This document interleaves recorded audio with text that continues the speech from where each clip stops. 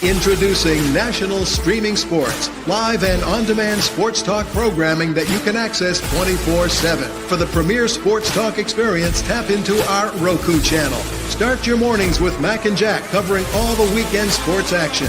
Then pour a cup and enjoy all the sports you can drink on the Coffee and Sports podcast. At midday, talk sports from east to west on the Coast to Coast podcast. Followed at night by some hot girl talk with Prim and Proper Sports featuring Sonja Pearson. Talk boxing on the Gloved Fist. Yankee fans tune in for Start Spreading the News. And there's more on the College Sports Huddle and Sports Scope with Robert Butler. There are 20 podcasts in all and 70 weekly shows giving us a 3.4-star viewer rating. To find us on Roku TV, search for National Streaming Sports on the Roku search bar. Click on the logo and you're in. National Streaming Sports, live and on-demand sports talk for America.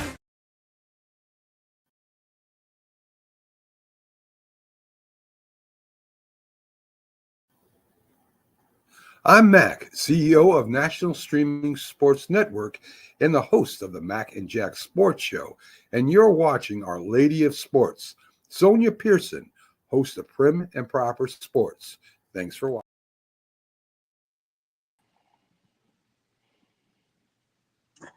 Hey, everybody. Welcome to another exciting episode of Friday Night with the Fellas. I'm your host, co-host, James J-Train Martin, and my man A-Train next to me. And, of course, the birthday girl. She'll be back momentarily. She'll be in about 5 minutes. Sonja Pearson, she'll be in. But this is Prim and Proper Sports, Friday Night with the Fellas. You can watch us on Roku.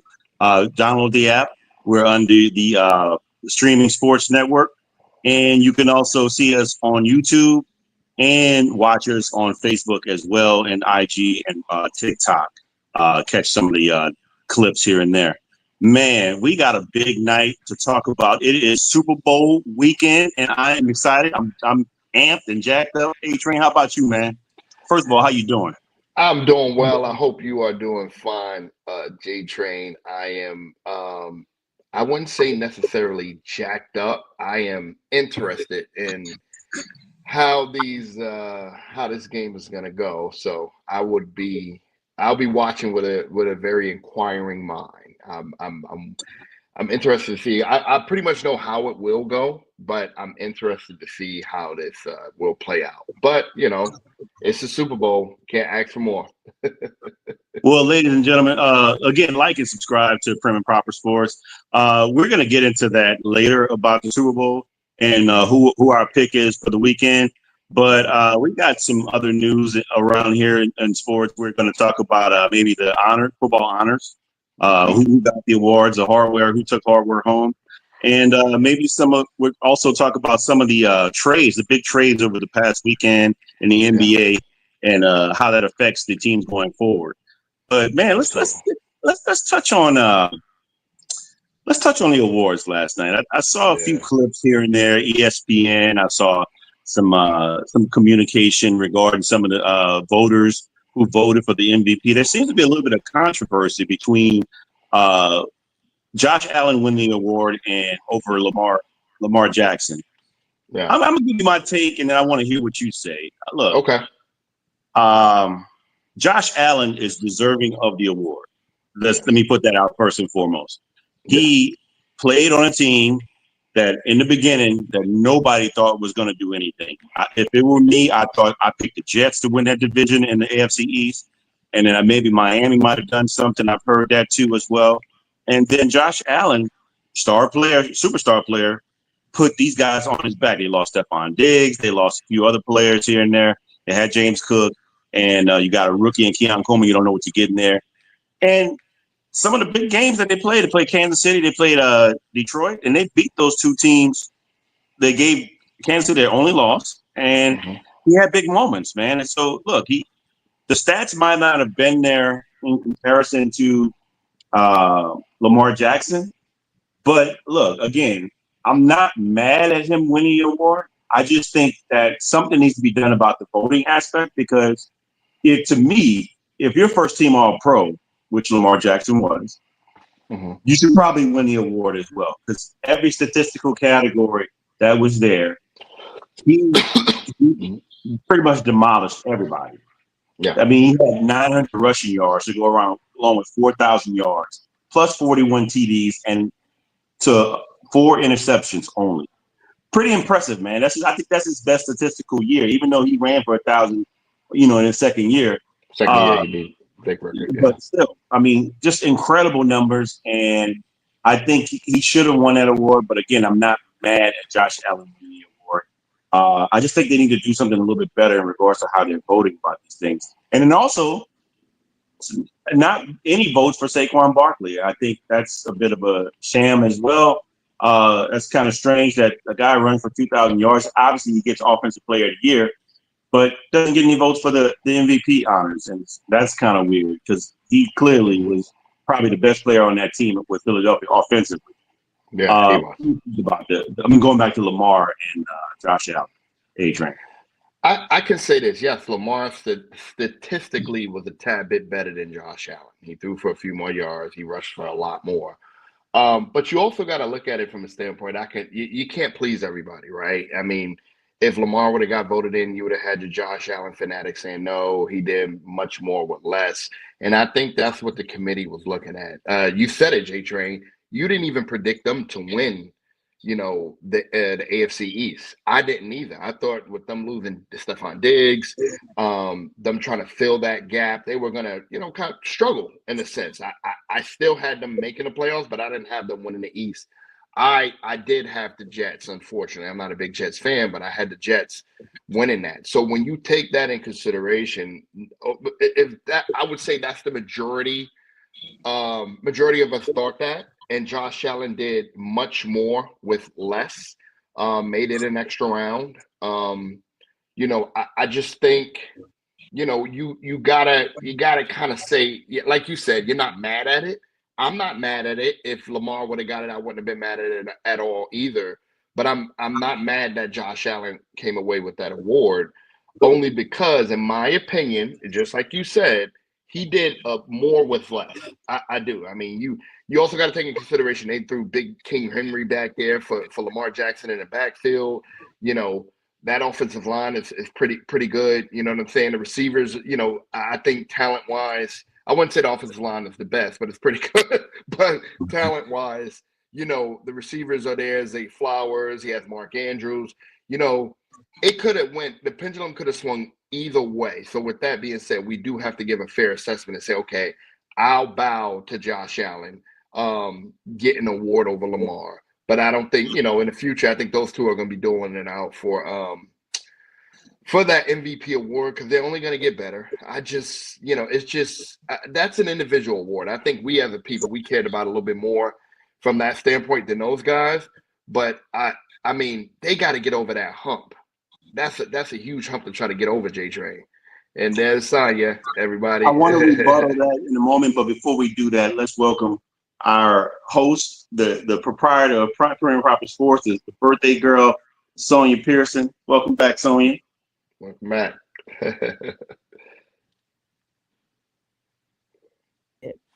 I'm muted.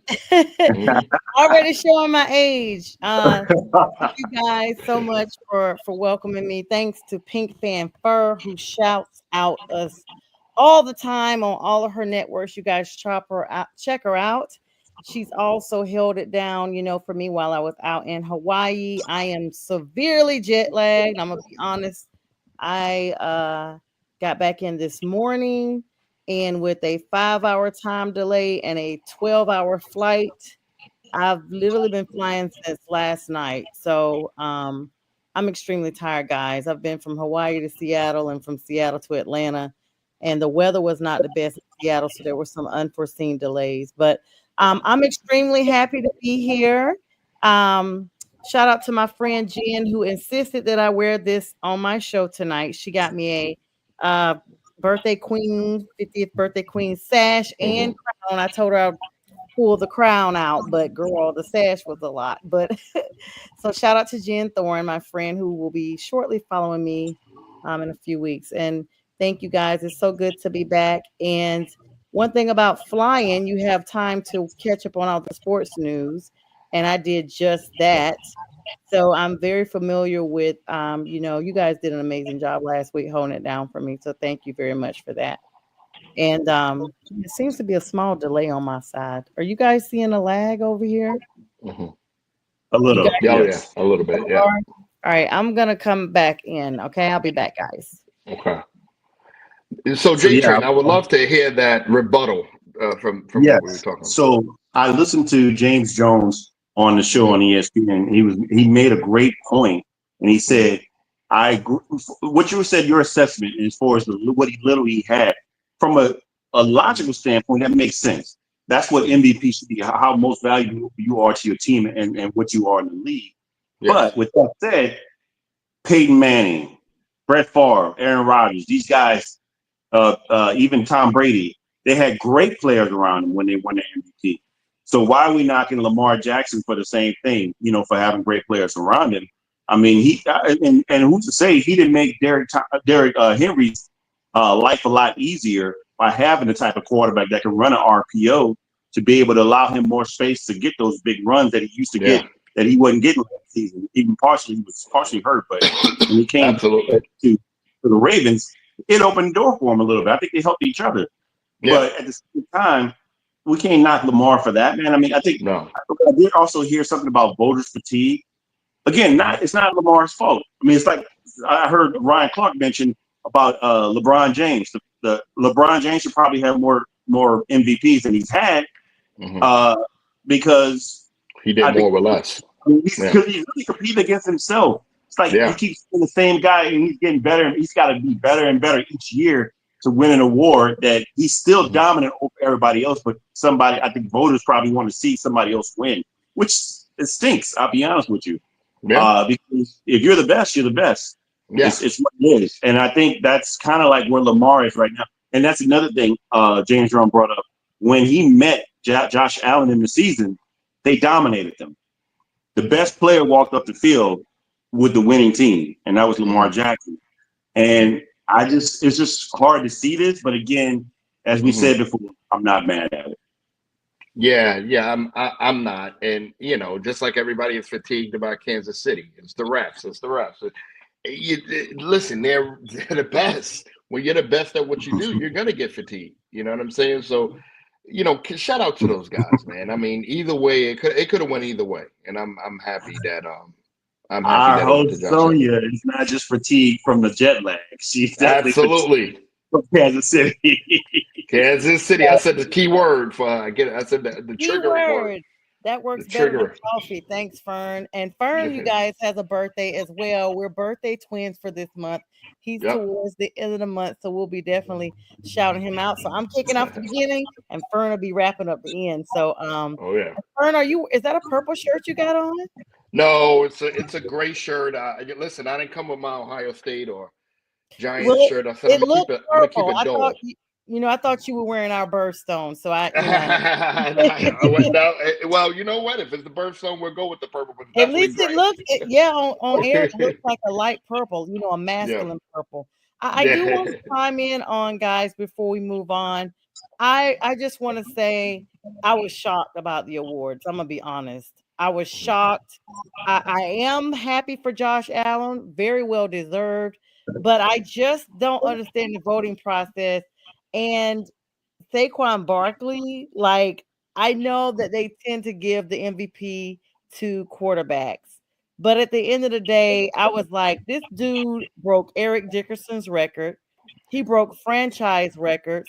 He was a first-year starter for that organization from a different organization and a rival nonetheless, to come in and to learn the plays of a different team off the rip and to hit the ground running, to know how to reserve yourself to reach the playoffs, in my opinion, was something that was overlooked. I think that awards and MVPs and whatnot should not be just granted based off of statistical measures.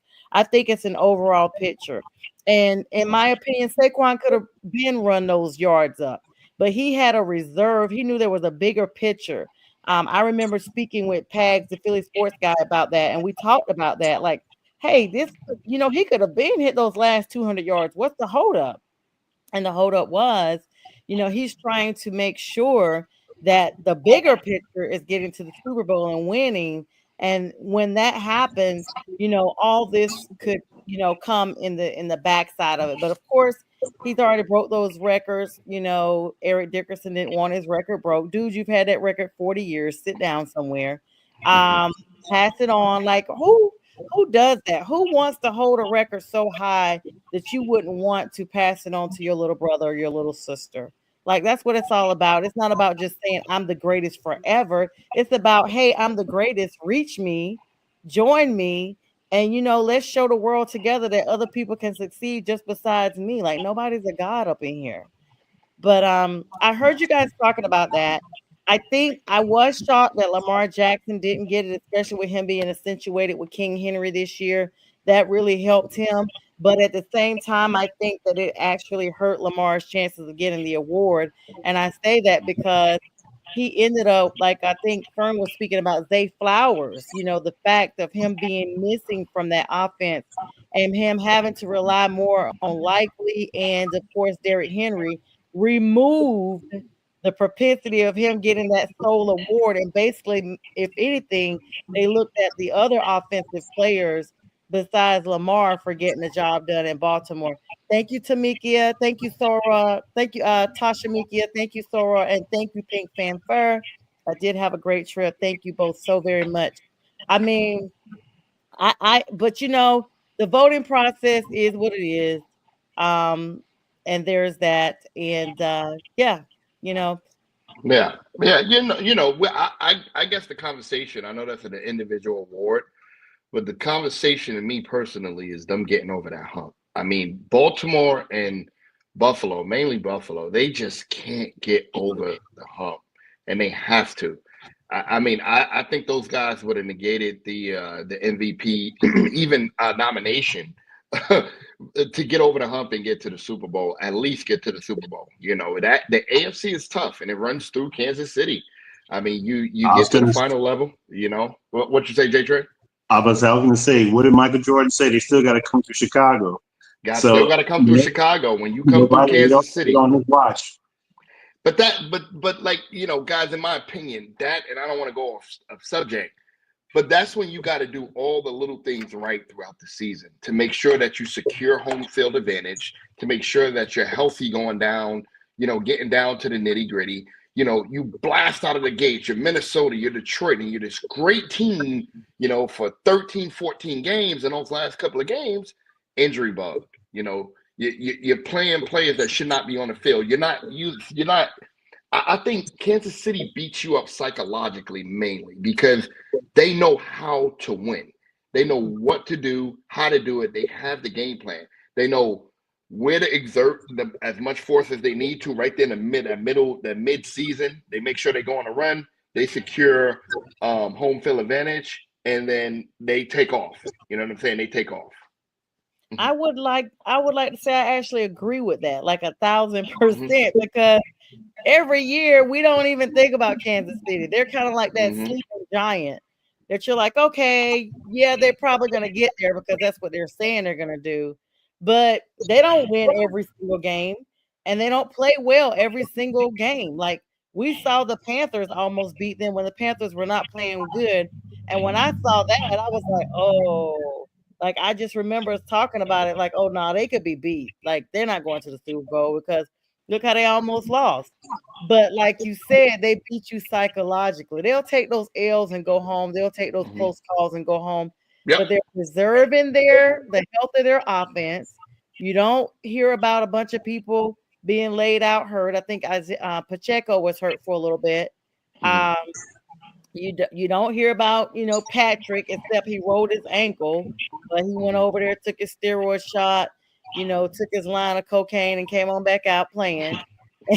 I'm sorry, guys. I just feel like, what are y'all giving him that he's back out here? I mean, he's limping 5 minutes earlier, and now he's back out running like nothing happened. Like, what are those shots? I need them. A lot of people don't realize it takes a lot to not only win to get to one championship, but to go back to back and try to get 3 in a row. Only one team has done that in NFL history, and they did it twice. That's the Green Bay Packers. They did it from 29 to 31, and from 65 to 67.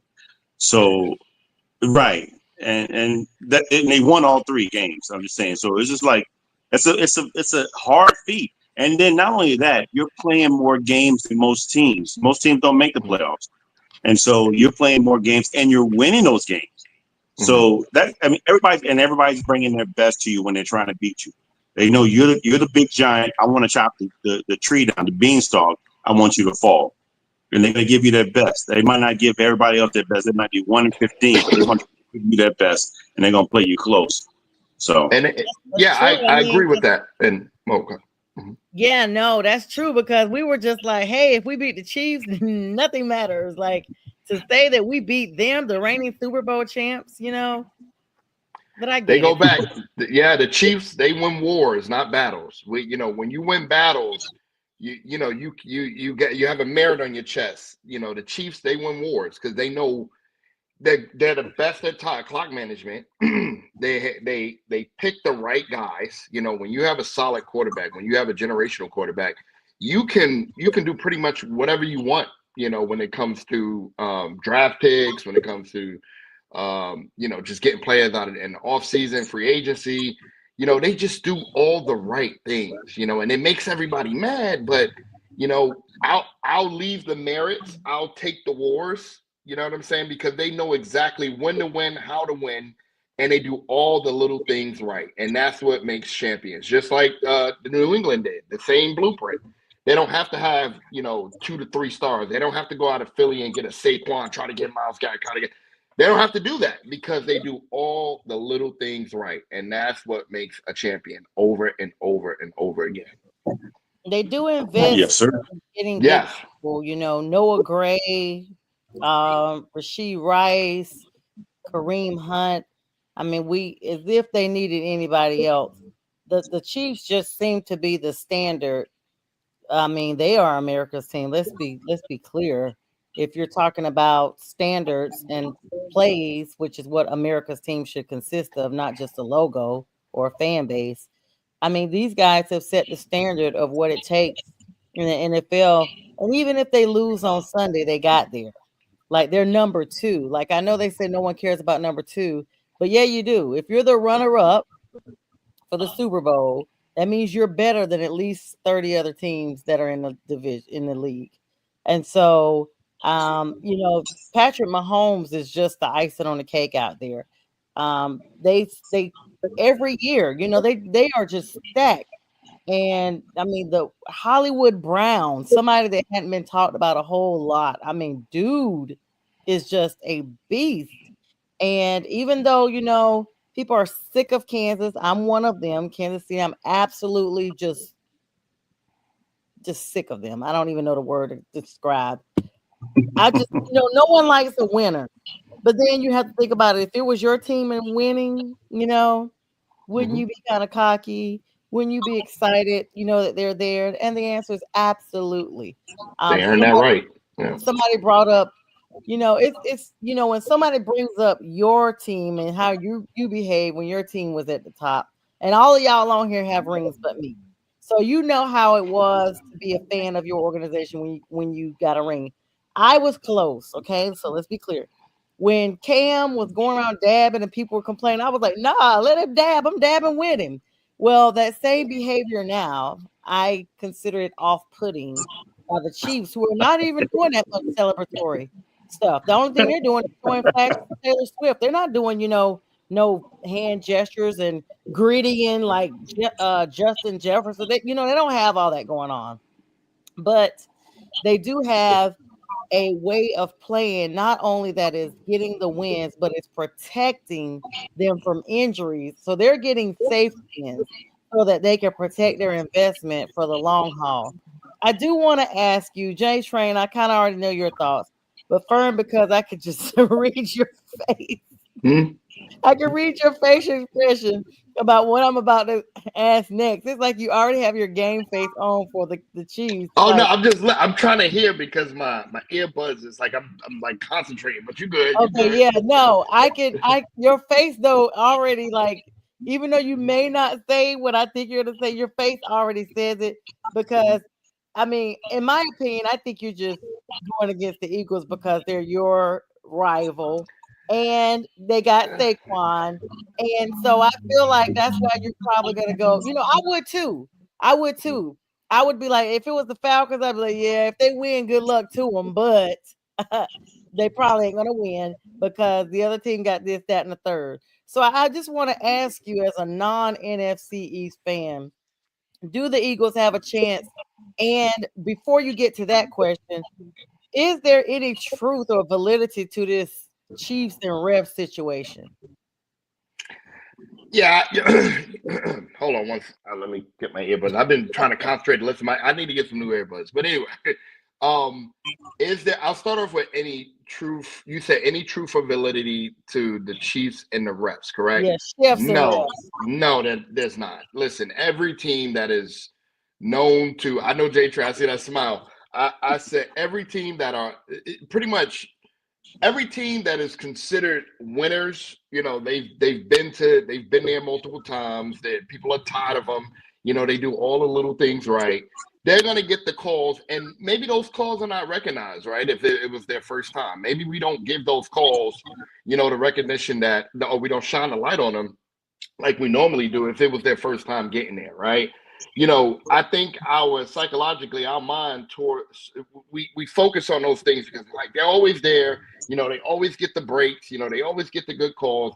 We miss out on the facts of all the mistakes that the other team made, you know, down the line, which, you know, that cost them the game, you know, and clock management, missed field goals. We miss out on those things.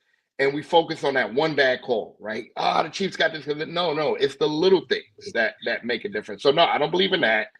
And to Philly, the Eagles, you know, again, they're my biggest rival. I don't like Philly. They know that. I know that. But do they have a chance? Absolutely, they have a chance. I just don't think they're going to be able to play 4 quarters against Kansas City and come out victors. You know, they are, again, Kansas City will wear you down. They will give you a facade of making you feel comfortable while you're up, and then they'll just start chopping wood fourth quarter, midway in the fourth quarter, 2 minutes left, they start chopping wood. So Philly's going to have to, again, like every other team, they're going to have to play all 4 quarters. And if they mess up and they make those, they make those little mistakes down the line that's going to cost them, then they're going to be in trouble. J-Train. Regarding the chefs and the refs, look, the element of human nature is always a possibility. I'm not saying that it's happening. I'm not saying that it's the case, but it's always a possibility. The optics don't lie. When you see the eyes, the eye test, when you're watching and seeing what happened, when you see Patrick Mahomes go down and the guy clearly don't really even touch him, and they throw the flag, and they're down a 12-13. We're talking about Houston against the Kansas City Chiefs. And they go down and score. That continued to play on a 3rd down play. That continued a drive, and they scored the 2 times that happened, and they got 10 points out of it. I'm not saying that Houston not supposed to continue to play, but that could be deflating. That could be totally deflating when you like, how do we win? You know, I'm like, we're playing the best. I mean, we're giving our best against a team that's supposedly the Super Bowl champions, and they're trying to get to the Super Bowl, but we're trying to get there too.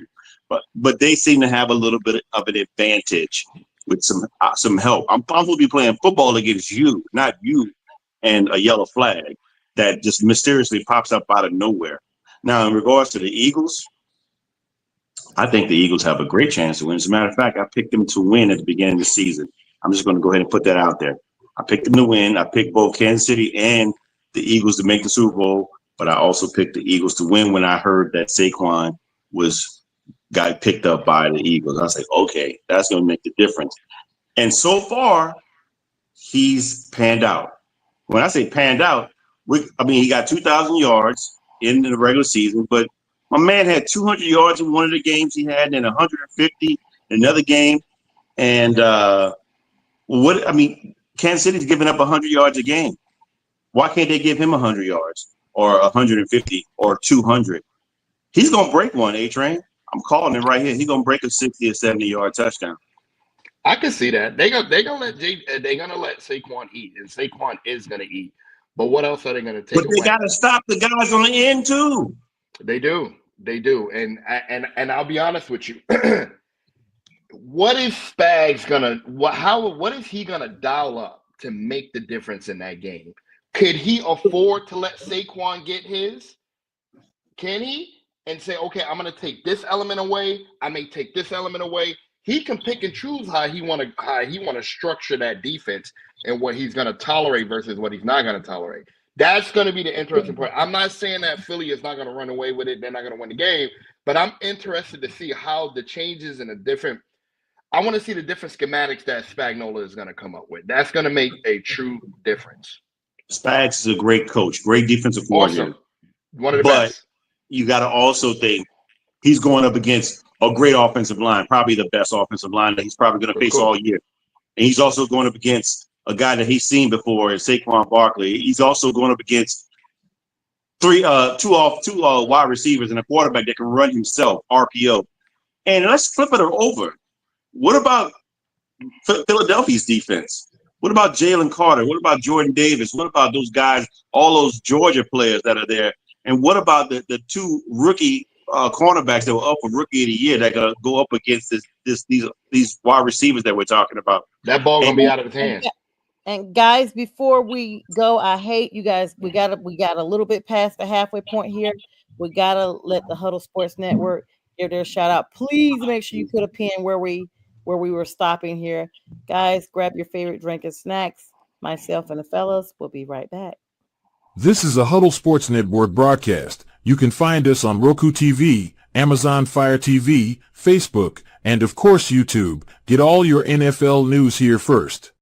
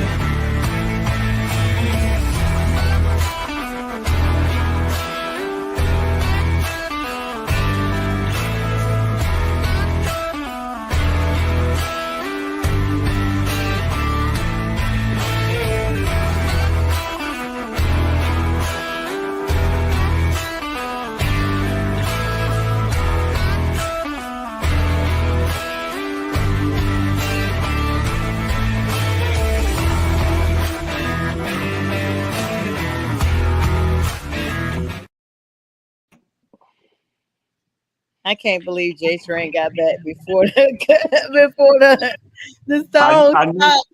I know the timing of it now. I know the timing of it. I literally removed you because I didn't want you to be seen out. That's funny. All right. So, hey, everybody, it's the second half of our show. I usually put it out there. We go to 10 o'clock on Roku on the Huddle Sports Network and Northeast Professional Sports, of course. But sometimes we might go a little bit longer. So, guys, I mean, I've missed you guys. If we go a couple of minutes over, it's perfectly fine as long as y'all don't got nothing to do. Now, we ain't gonna be up here like we would a couple of weeks ago. We was on like 45, 50 minutes because we had other people on here that was like, oh my God. I'm like, listen, this is not your show. This is our show. How y'all on here taking over our show? But anyway, this is Friday with the fellas, y'all, and this is just what we do. Fun, sports, fun, football, faith, all that good stuff. All right, guys, resume. And round two. Ding, ding, ding. Yeah, I don't see J-Train. You there, J-Train? There he is. Yeah, I'm here. back to that. That ball is going to be that. I'm going to let you continue. But Patrick, Mahomes is going to have that ball out of his hand much faster. It's going to be a much quicker release. To be honest with you, that front four is, I think Philly is dominant on both sides of the ball, right? It just all depends on how. I just think how is Kansas City going to overcome the talent differential, right? How are they going to draw up the plays? How is everything going to work out schematically to where they can say, you know what, we can get the edge if we keep doing this? They got to find their niche at the beginning of the game, and they got to run with it. Whether it's running the ball, whether it's passing, whether it's taking advantage, letting Saquon run and taking away the pass, it just all depends. But I agree with you, J-Train. It's going to be a game. I mean, The matchup. I'm sorry. Go ahead, Chris. So, go ahead. No, I just want to tell y'all real quick. As much as I want to be like they cheat, just like J-Train says, and those calls can be devastating. There are horrible calls. Y'all know that we are facts and stats over here first. I mean, we do express our opinions, and so with that being said, I was wrong. Apparently, over the last 2 seasons, at least. There is no evidence of the Chiefs getting any benefit from the referees in the 2023 season. The difference between the Chiefs and their opponents' penalties was negative 241, the second lowest in the league. Number 2, this current season, the 2024-25 season, the Chiefs were flagged only 20 more yards than their opponents. So, with that being said, I digress. I want to hear it, J-Train. I hate it, guys. I freaking hate it. And so does America. So does America. It's always the possibility. That's all I said. I'm not saying that they cheated, but it's a possibility. They were very, in the words of 47, they were a very naughty team. They were nasty. And you're very nasty and very naughty team. Yeah. But look, they gotta. I mean, this is a game. I think it's gonna come down to the matchups, which I think both teams match up very well in all the position groups. It's just a matter of who turns the ball over or who has the ball last.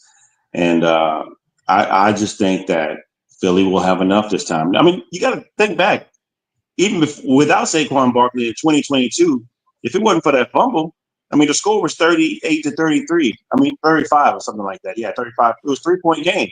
So, and Jalen Hurts had a phenomenal game outside of that fumble. He had a phenomenal game. So, I mean, I'm looking for them to bring everybody on the Philly and Kansas City to bring their A game. Because this is the Super Bowl, and who knows? Maybe a little voodoo might help Philadelphia down in New Orleans. It's very close. It's like 48-52%. Nobody can really call who's going to win this game. And let me be clear, you guys. I saw that Jalen Carter has been limited in practice because he's ill, and y'all know he is the defense of that Eagles defense. People thought Fletcher Cox leaving was going to be a huge gap. But Jalen Carter has come in and just hit the ground running. And 48% say the Eagles are going to win as of today, the win probability.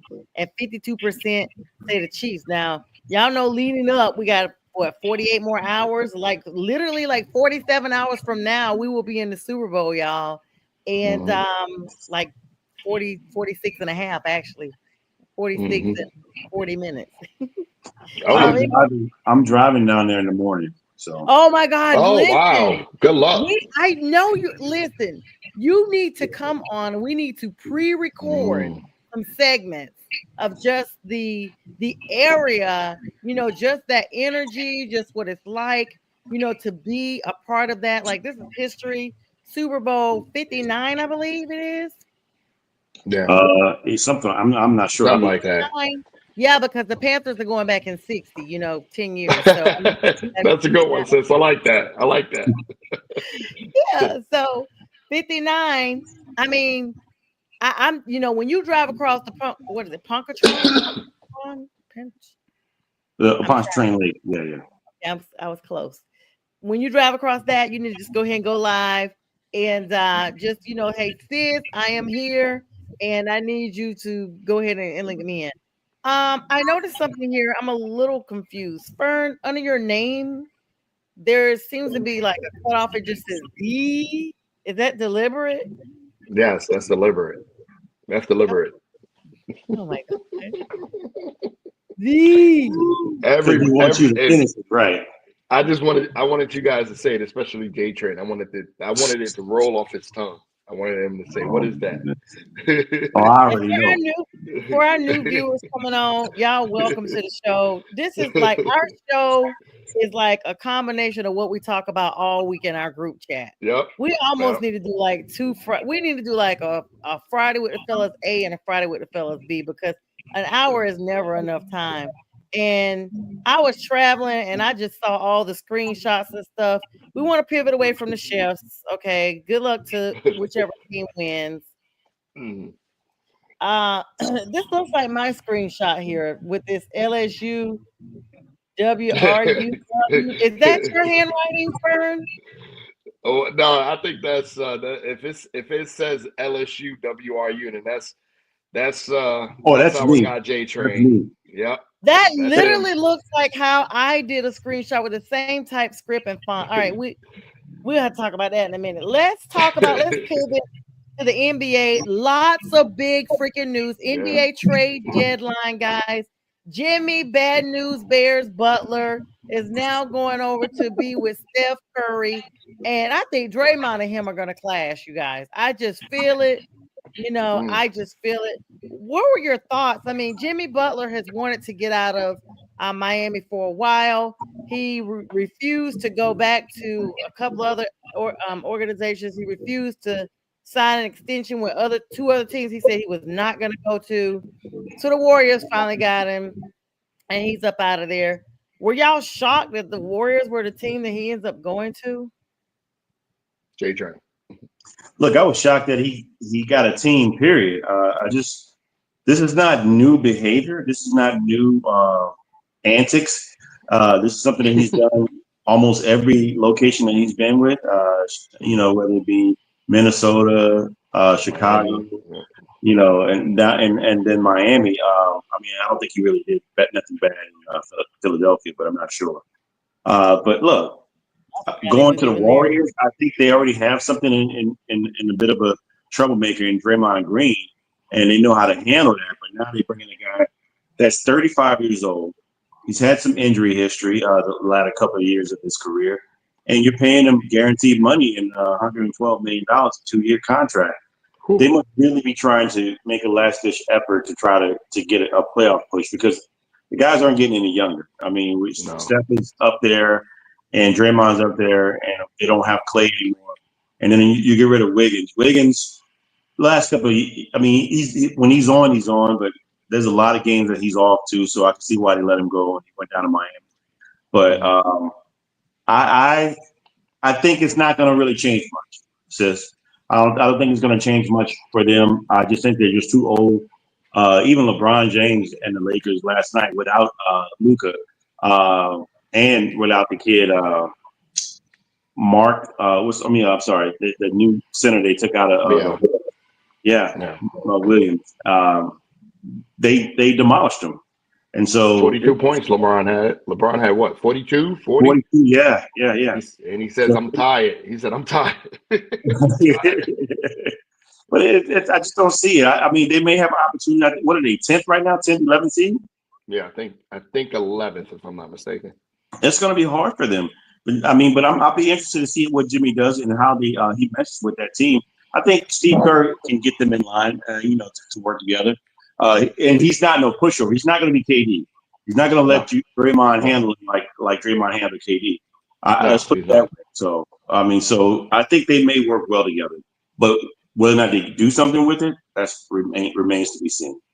Fern, were you surprised about that? And J-Train kind of led into, I was kind of saving the best for last, but he's already kind of put it out there. So we'll get to the Luka Doncic trade in a moment.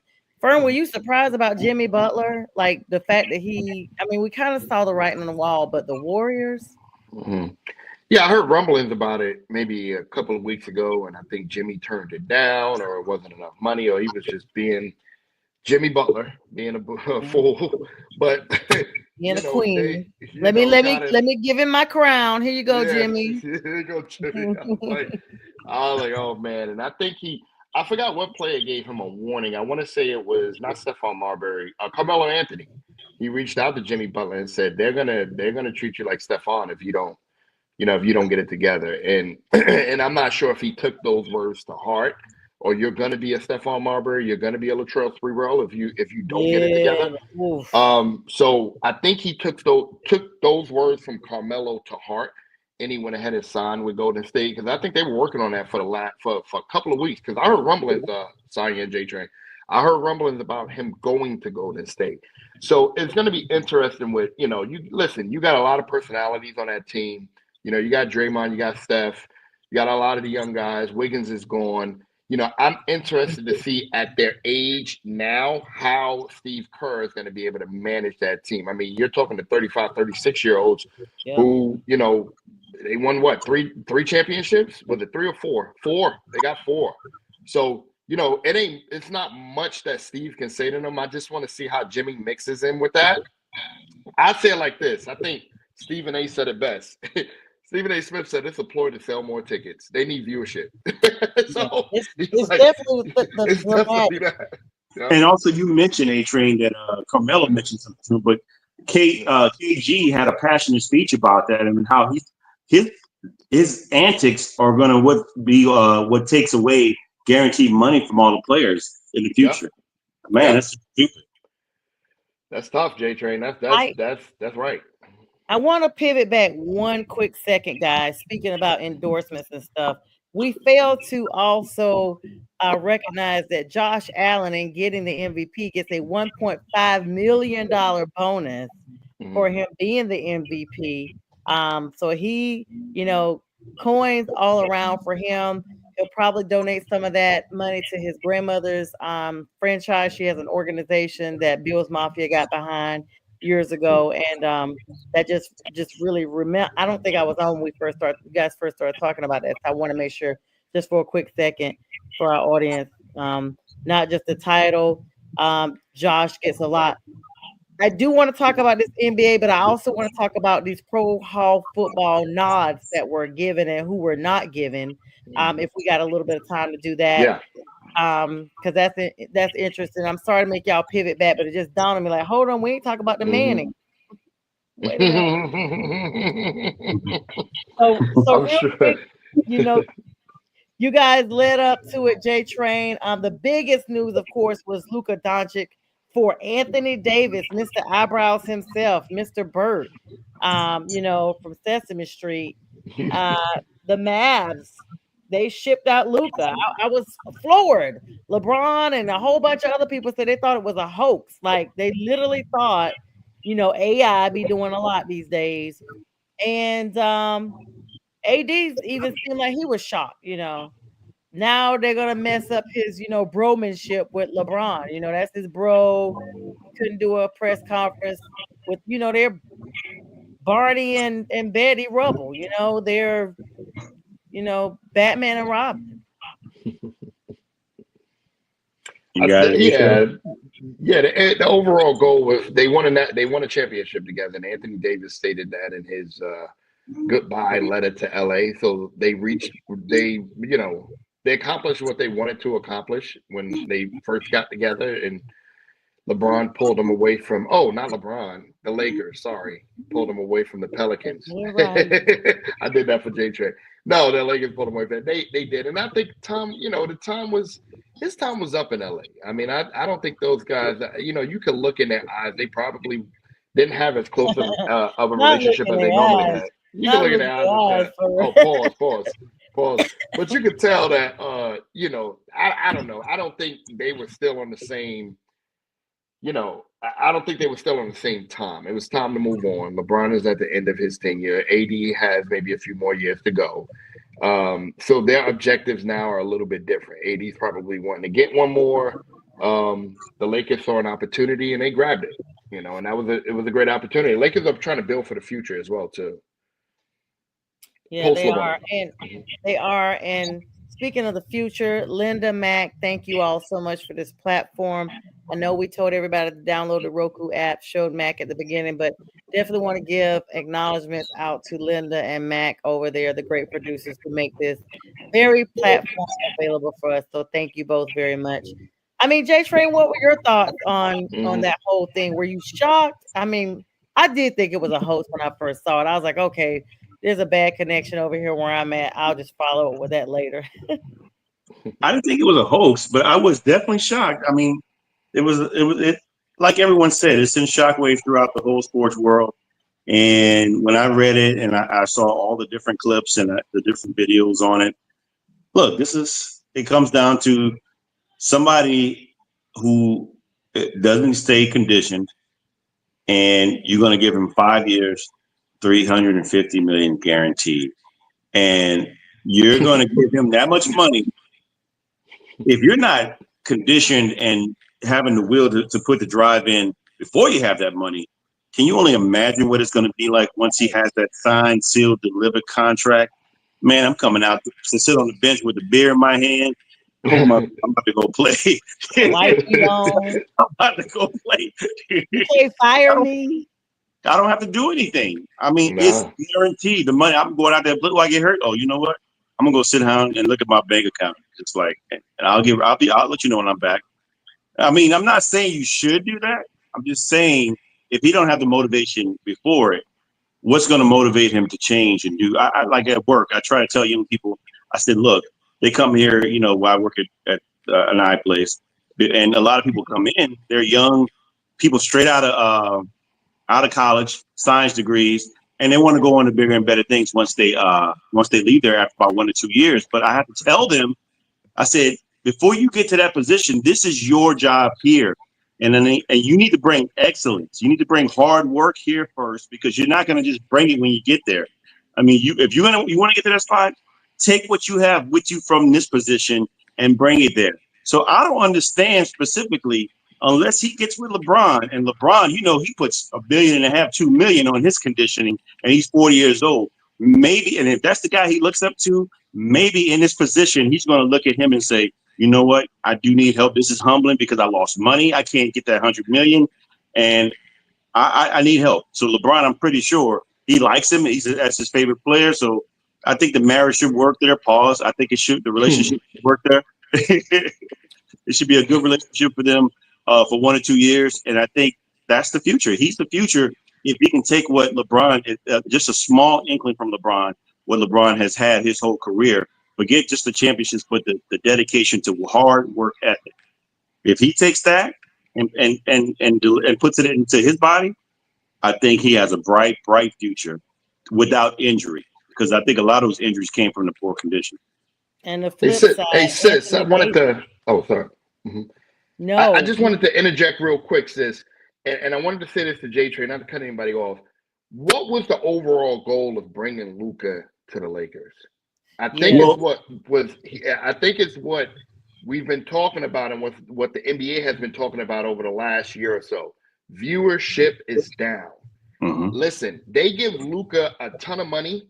They could say, here, you can have that. You go eat your pizza pies and your wings and sit down and have a good time. Let's go ahead and get some butts in seats, and let's get our viewership up, because it was down, and it was down tremendously. So they're trying to regain that. And then at that point, once they regain that viewership, then they can start working the kinks out of the sense. Sorry to cut you off, sis.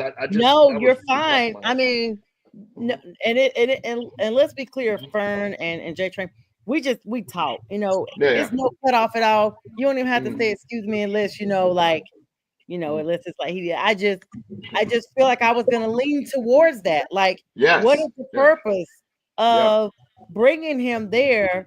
And more importantly, Anthony Davis now is a Mav for what? Like, what is that about? What, seriously, like, was he underperforming as a Laker? No, they just had to make a swap.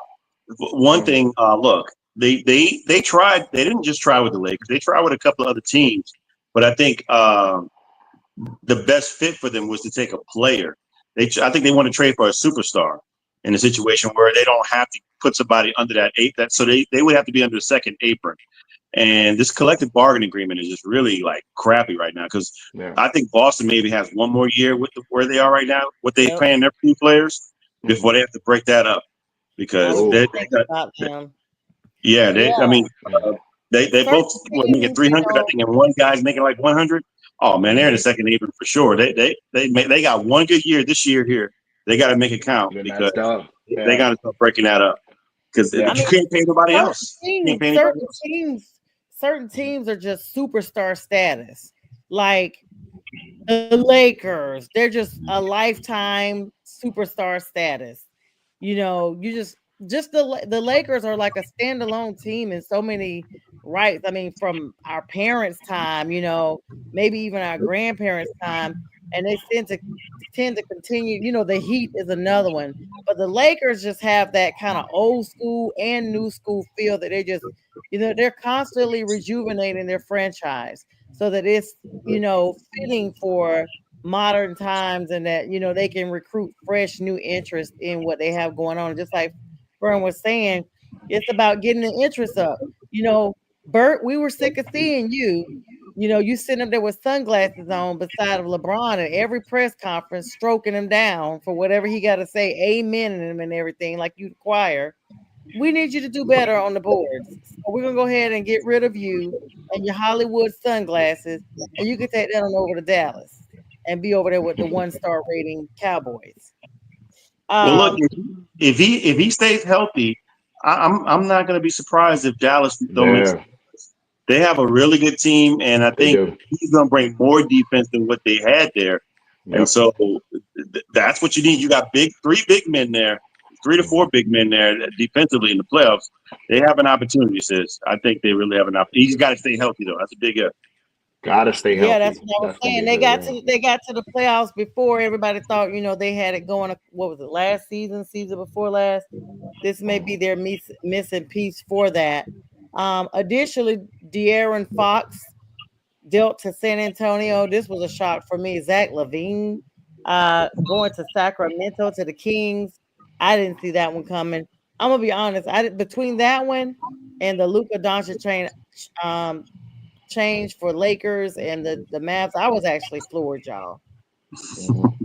Oh yeah, it was some big news. You know, like I said, if Dallas, you know, in a sense, we may want to even say Dallas won that trade. You know, and I think they did. You know, they got a team that can actually go out there and win. You know, I'm not saying they just. I mean, last year they were in the conference championship, if I'm not mistaken. Mm-hmm. You know, just last year. And now you you take away Luka. You know, you keep Kyrie, even though I heard Kyrie is requesting a trade.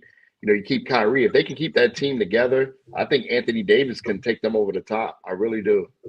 I really do. Yeah, we got some more last-minute receptions of teams. Of course, the deadline was February 6th, and that has now come and gone. Marcus Smart is going to the Wizards. That was a shock to me because I was like, hold on. You mean Marcus Smart from the Boston? Like, I didn't even know. Like, wow, okay, way to move that. Kobe Jones via the Kings. And let me back up. I didn't know Marcus Smart had gone to the Grizzlies first. So I missed that. So they actually got, in case people are like, wait a minute, no, he's with the Grizzlies. I know that. I was just saying I remember him from playing in Boston. Marcus Smart, Mr. Green hair tips. Is gone to the Wizards from the Grizzlies. Of course, Kobe Jones and Alex Lynn as well. And the 2025 first-round pick is also going to the Wizards from the Grizzlies. And the Grizzlies are going to receive Marvin Bagley III. They're going to also receive Johnny Davis and 2 second-round picks. And then the Kings are receiving Jake LaRavia via the Grizzlies. The Grizzlies, they just got rid of everybody. And the official release went to the Wizards. Then the Raptors got a 3-player deal. They got Brandon Ingram. Okay, guys. And then the Pelicans, that's J-Train's folks down in New Orleans, who at first they stole our name, the Hornets. Now they're back to the Pelicans, which is what they should. It's not J-Train's team, sis. Sorry. I know it's not, but geographically it should be. I said that on purpose for J-Train because he said he's not a Pelican fan. I know. We're truth finders over here. And speaking of truth finders, we may have to say goodbye to some of our audience. We thank you so much to the Roku family for watching us because it's the top of the hour. And we want to let you know this will be re-aired at 2 a.m. in its entirety. So if you have to drop off, you can show the re-air. And it also shows tomorrow on the Host Sports Network at 10 a.m. Eastern Standard Time. The Pelicans are getting Bruce Brown for J-Train's team, Billy for for J-Train's team, a first round pick and a second round pick. And the official release came between the Raptors and the Pelicans. The Warriors are acquiring, y'all, I told y'all I was tired. Butler, Jimmy Butler, that is, Mr. Mop Buckets, which there not been that many buckets, more like just a broom these days. Warriors are receiving him via the Heat. They're also getting 2 second-round picks and cash considerations. I mean, I thought Jimmy was enough, but clearly he's not. They're begging people to take him. And the Heat are going to receive Andrew Wiggins. They're also getting Kyle Anderson and Davion Mitchell, which is really good, Mitchell is. And a 2025 protected first-round pick via the Warriors. And you guys can check out all these other teams. There's a bunch of the teams. We just want to tell y'all about the top ones as we're at the top of the hour. So that was the NBA, y'all. Let's pivot back to the NFL. We had some pro football honors that went through this year. And a shocking one, these people didn't get their way, Super Bowl 50, they got their way. Okay, that's what they do, the Manning way. They were given that. They were gifted that Super Bowl, but not this time. Pro Football Hall of Fame says, you are worthy, but not on the first nomination. What were you guys' thoughts as was it Eli or Peyton? I don't even remember no more. Peyton's already in there. It was Eli. Eli, Booker Eli. They said no, sir. I'm with your guy, sis. Cam said if Eli deserved to get in, I need 2 jackets.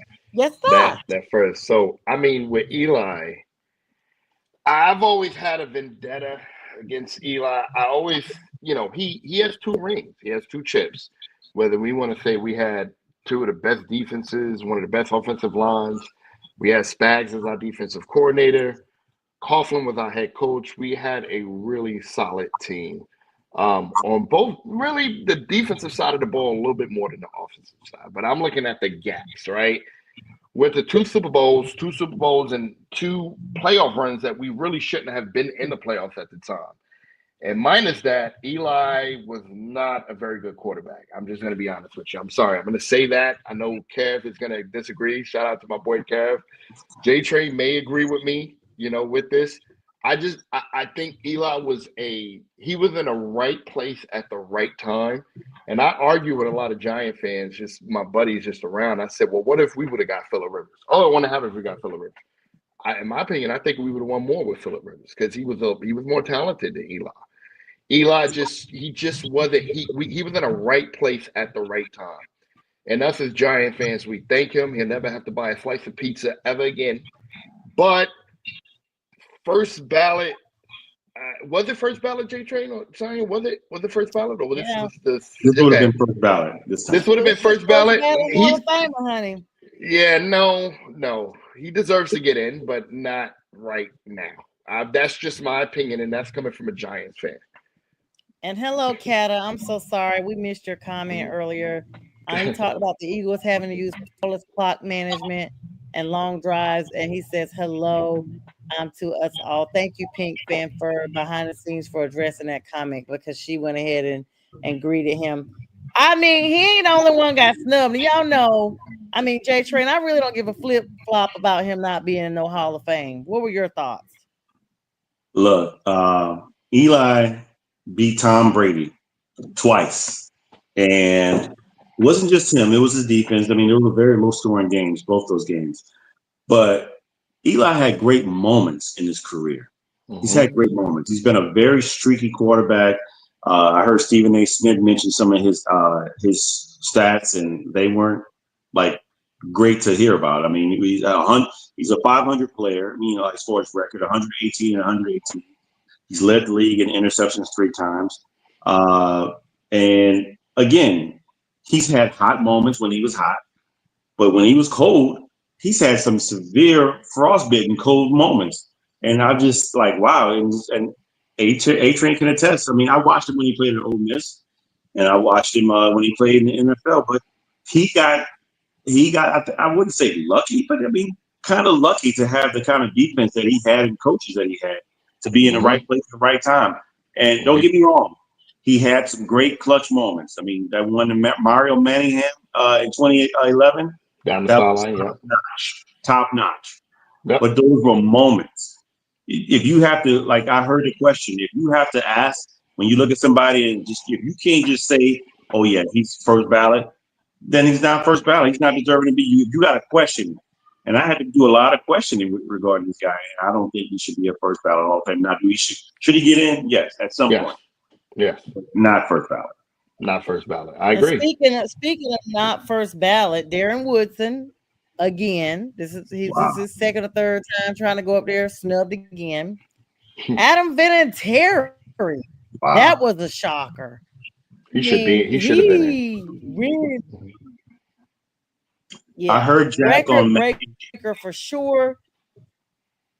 I heard Jack on Mac and Jack show this morning say that if you had to compare those two, Eli Manning and Adam Vinatieri, like say if Adam Vinatieri is a better at his position than Eli Manning is at his position, and Adam should definitely be in.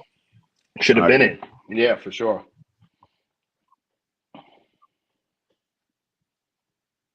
Should have definitely been in. I agree with Adam Vinatieri. I'm not going to take you. Listen, Eli's my guy. The 4 I appreciate players it. named to the 2025 Hall of Fame class. I think you just you there, J-Train? Yeah, I think she just got disconnected. Yeah. Well, yeah, I mean, yeah, can you hear me? Yeah, I'm here. Yeah. Yeah, I mean, yeah, Vinatieri should have been in, J-Train. Vinatieri should have definitely been in. I'm with you on Eli. You know, I'm probably the biggest Giant fan, but like you said, he had moments. And he also had really bad moments. He had bad streaks. And we could blame a lot of things for that. But, you know, should Eli be in at some point? Absolutely. First ballot? Not so much. Now, one could argue that the element of, again, human nature could be a play and role in why guys don't get in on first ballot. Like, for instance, T.O. If you look at T.O. and his resume, he should have been first ballot Hall of Fame. All hands down. I mean, I think his not getting along with the media, which most of them being writers, is the reason why he didn't get first ballot. But everybody, even his contemporaries, Deion Sanders, all of them say he should have been first ballot Hall of Fame. Shannon Sharp, they all said on the show today. Yeah. But in Eli's case, it's clearly obvious he should not be first ballot. No, not first ballot, and I think he understands that as well too. I'm like Cam. Cam said it best. He said, "I deserve to get in twice if he gets in first ballot." It was a great gesture, you know. That gesture for him even getting nominated for it was a great gesture, and that was because of the moments that he had. And he did probably the unthinkable, beating, you know, it's like beating Patrick Mahomes twice, you know. And with a team that really shouldn't have been there at that time, we just had we put it all together at the last minute, and we was able to win 2 Super Bowls. But yeah, you're right. I mean, I agree. I was never really a big Eli Manning fan. We waited too long to move on from him, just like we waited too long to move on from Daniel Jones. I'm not sure what it is about our ownership. I'm not going to say leadership. I'm going to say ownership.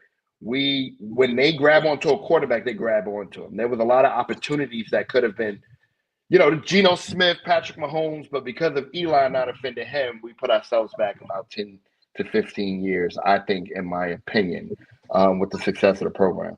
So I'm still sour about that with Eli, and that's kind of why he's not, you know, I love what he did. I love that. He's not the guy that I would, you know, say deserves to be first ballot. At some point, he'll get in, though. Right. At some point, he'll get in. No Peyton Manning, for sure. Yeah, he's no Peyton Manning. Welcome back. Oh, she's back. All right. Okay, guys, I don't know what's going on. Like, I literally hate this.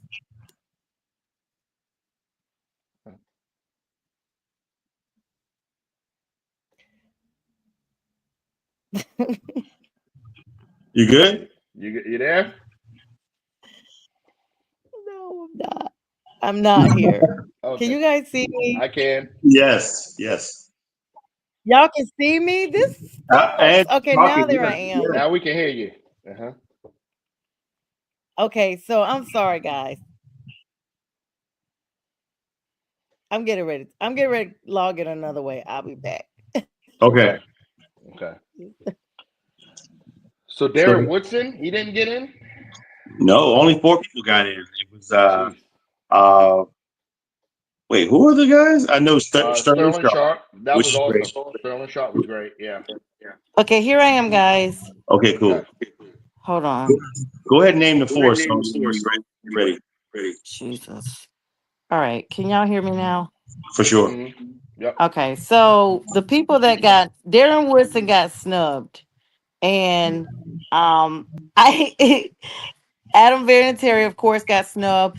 First brother duo, Shannon Sharp and his brother Sterling, are the first brothers now that are part of this esteemed group of gentlemen. And let me see who else. I had somebody else up here. Hold on, guys. This is what happens when you have to call in with your phone. Mm-hmm. It was that is extreme. That just lets you know how extremely competitive getting into the league, getting into the Hall of Fame is.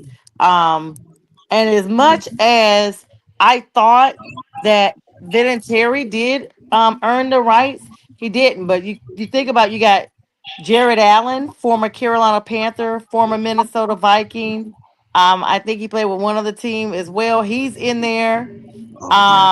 Antonio Gates is in there Yeah, I'm happy for Antonio. as Yeah. He well. could have been got in. Yeah. Yes, Should have been yes, there. yes.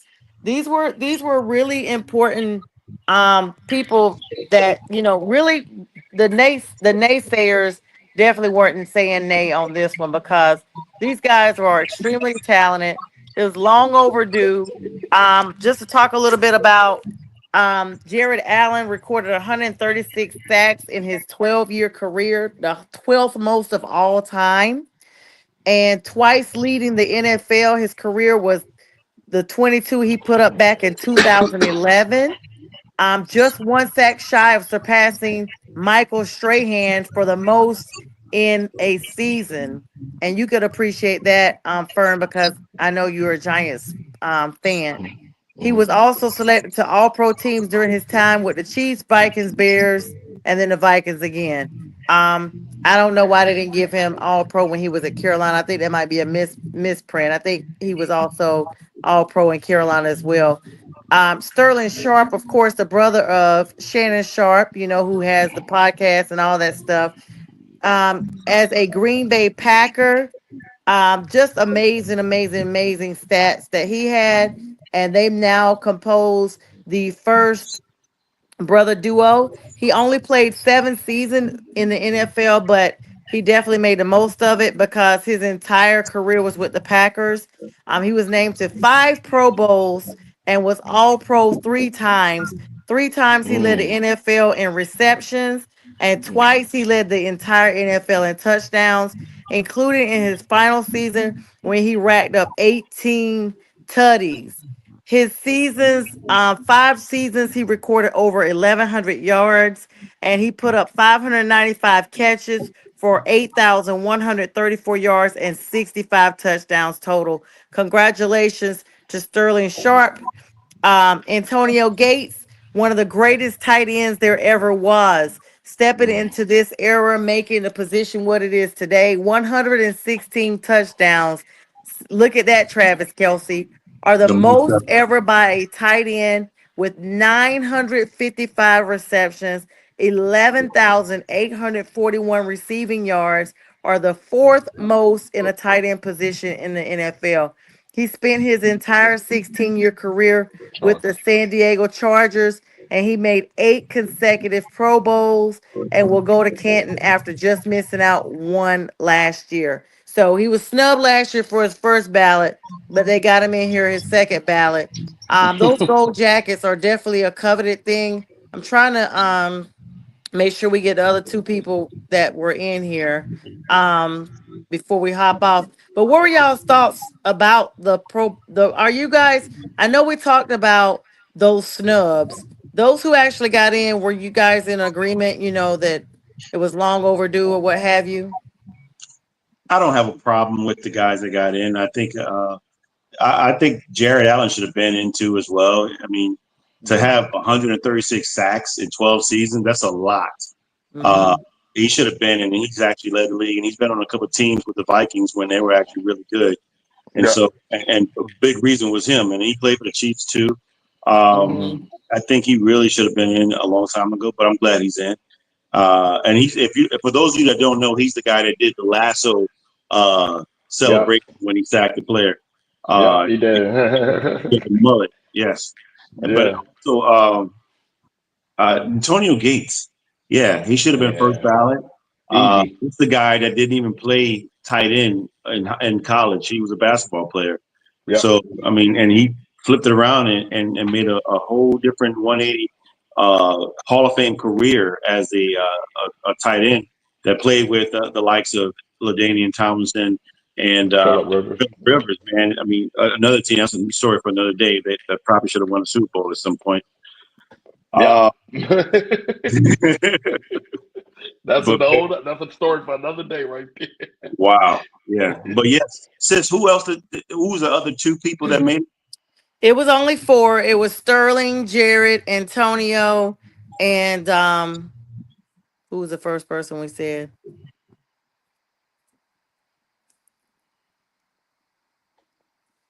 Did Vinatieri get snubbed? Yeah, he got snubbed. Pink Fan First said Steve Smith got snubbed as well. Yeah. And he definitely did. Eric Allen, Jared Allen. Allen, yes. And they're Eric also, Allen. yes, Antonio Gates.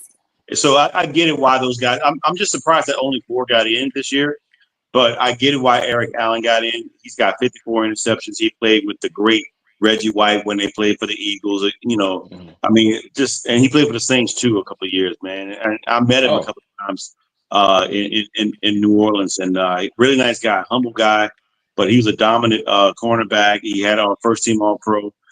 Man, yeah. But that Sterling Sharp, when you mentioned, a lot of people are going to be like, well, he only played a short time. Look. Make your mark. He made his mark, and he had an injury. I mean, he could have been a Hall of Fame. He could have had a long Hall of Fame career. Great player. He probably would have been on that Super Bowl team when they went 96. I just think that you compare him to the likes of Gale Sayers, whose career was cut short, but he went to the Hall of Fame because the short time that he was in, he had great numbers. And also Terrell Davis. Terrell Davis had the same amount of yards as Earl Campbell and Eric Dickerson the short time that he played, and he was dominant. One of those Super Bowls was on his back. It was. That Broncos Super Bowl. He definitely was not the leader of that team. It was Terrell Davis, 5th round draft pick. But yes, so Sterling Sharp was on a trajectory of being like a great player. He was a great player, but I mean like superstardom, and it just got cut short. Yeah, and speaking of cutting it short, this is our time for tonight. Always a great time with Friday Night with the Fellas. We air live every Friday at 9 p.m. Eastern Standard Time. We re-air at 2 a.m. on Roku Northeast Professional Sports, and on Saturdays at 10 a.m. Eastern Standard Time with the Huddle Sports Network. Fern, J-Train, always great to have you. Pink Fan Fur, thanks for working behind the scenes. Thank you, Bo Crouch, for the demographics that you guys see behind me in the backdrop. Thank you, everybody, for all the likes, loves, comments, shares, follows. Check us out on YouTube, Prim and Proper Sports. And with that, Sunday, Super Bowl Sunday, J-Train and myself will see you both on this Sunday morning big sports show. Fern will be joining us again because sometimes Fern and I just pop up like, hey, sis, let's just do this. Let's just do a little. Do it. Like last year after the Super Bowl, we just went live off the rip just for no reason. Yeah, right off the rip. Yeah, we did. And so we may be doing that, y'all. Hey, I'm not doing nothing after the Super Bowl. So stay tuned. You know, you just never know when we go live. That's why you got to always subscribe so that you too can be in the know when we go live. And thanks, guys, for all the likes and loves as well tonight. And of course, the birthday love that you all are sharing. I'm celebrating 50 straight days of 50. So with that, myself and the fellas will wish you guys a good night, and we'll see you when we see you.